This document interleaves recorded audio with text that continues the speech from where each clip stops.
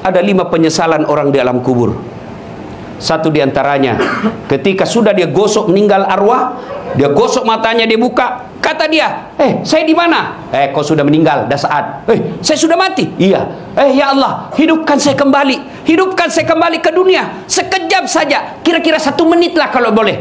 Ya Allah, kembalikan saya ke dunia. Untuk apa? Solat? Bukan. Puasa? Bukan. Haji? Bukan. Saya hanya ingin berkata, ya Allah, semua hartaku aku sedekahkan fisabilillah. Kenapa bukan minta solat? Karena solat hanya bisa dapat pahalanya ketika kita masih solat. Haji hanya bisa kita dapat ketika kita haji. Puasa hanya kita dapat ketika kita puasa. Tapi sedekah, meskipun sudah tulang belulang hancur, kita tetap mengalir. Itulah yang disebut sedekah jariah.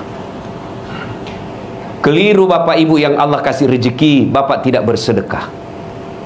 Keliru.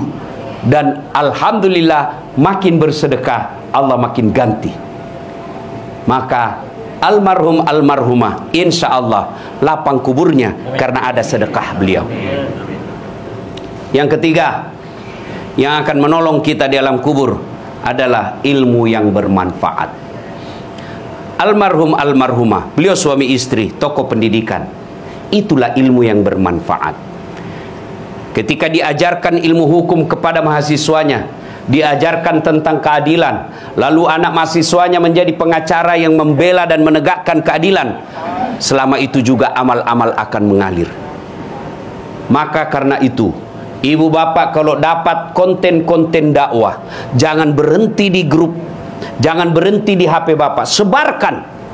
Bapak punya 10 grup WhatsApp, satu grup 100 orang, kirim, 1000 orang yang terima. Kalau ada yang mengamalkan 5 orang, selama 5 orang itu amalkan, bapak dapat pahala seperti pahalanya penceramah tanpa mengurangi pahala penceramah. Ilmu yang bermanfaat adalah yang bisa menyelamatkan kita di alam kubur. Inilah 3 yang akan terus mengalir meskipun kita sudah di alam kubur, bahkan sudah habis tulang belulang kita. Anak yang soleh dan soleha, sedekah harta, kemudian ilmu yang bermanfaat. Dan orang yang ada di alam kubur sekarang masih transit, belum sampai surga, termasuk Rasulullah Muhammad SAW. Dan siapa yang paling menderita di alam kubur? Kata Nabi, orang yang paling menderita di alam kubur nanti adalah al-mutahawil bis sholah, yang menganggap enteng sholat. Saya mau tanya, bapak-bapak, kalau pergi merantau ke Sulawesi Selatan, ternyata bapak tidak nyaman di Sulawesi Selatan, ada pilihan? Ada? Ada. Balik lagi ke Jakarta. Saudara-saudara dari Jawa merantau ke Sumatera, ternyata di sana tidak bagus. Ada pilihan? Ada. Balik lagi ke Jawa. Mangan orang mangan, yang penting ngumpul. Iya. Iya toh? Bapak-bapak kalah pil caleg, ada pilihan? Kalah pilpres, ada pilihan? Ada. Tunggu lagi 5 tahun yang akan datang, kita tanding lagi.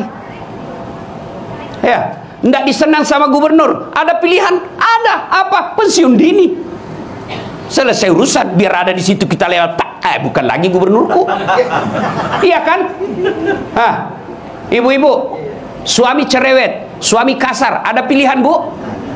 Ada. Pulangkan saja aku pada ibuku atau ayahku. Selesai.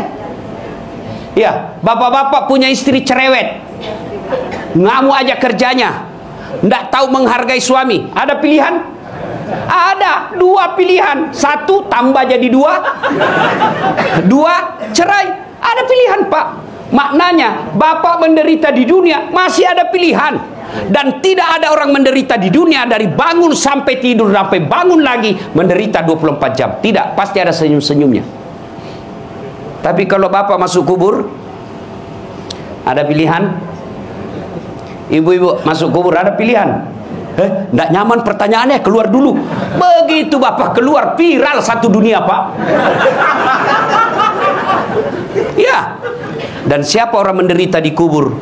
Al-mutahawil bis sholah, yang menganggap enteng sholat.